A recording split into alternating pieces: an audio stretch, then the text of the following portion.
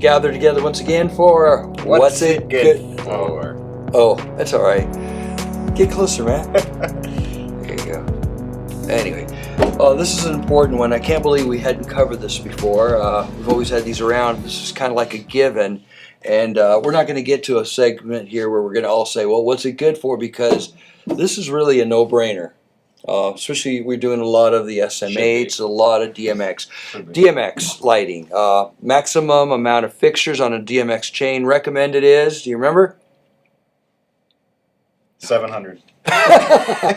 Yeah, but that's only in Poland. Here in America, 32 is recommended maximum. Well, you know, most people have more than 32 lights, so what do?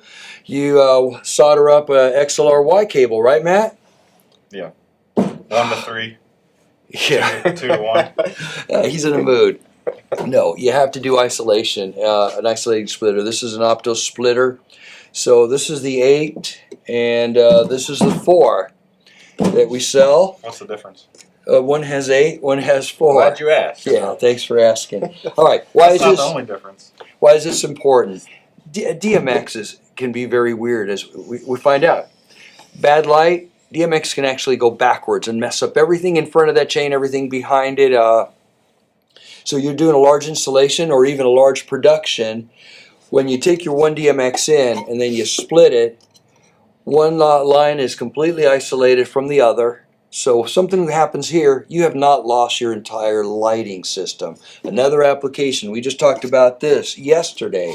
You have one of our SM8 wall stations, and someone said, can you use it behind the behind the splitter, which Matt yelled, no, it's got to go in front. Tell them how you said it. Well, if you want to make everything controlled by the wall station. But I'll give you an example. So you have moving lights, your washes for your stage, but you have house lighting, and you want the wall station only to control your house lighting. You'll take your console from the control booth in, and you'll branch out to all your lights. But out of the one that goes to the house lights, that would go to the wall station, from the wall station to the house lights. And that way you can record and control house lights without controlling everything else, or whatever you want.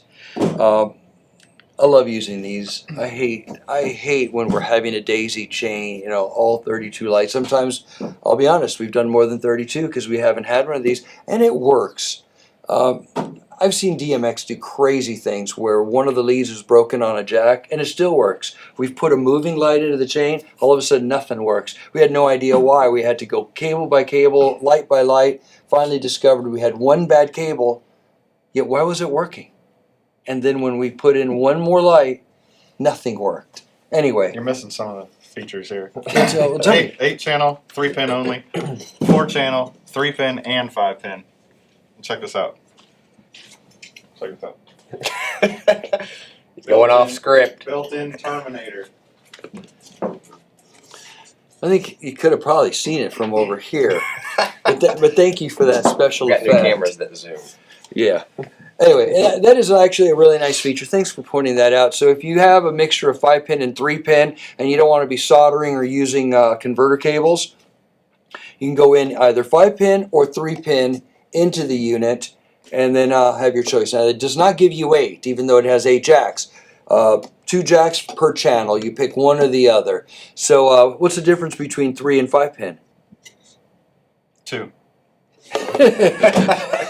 I tell you, that's why we have them around.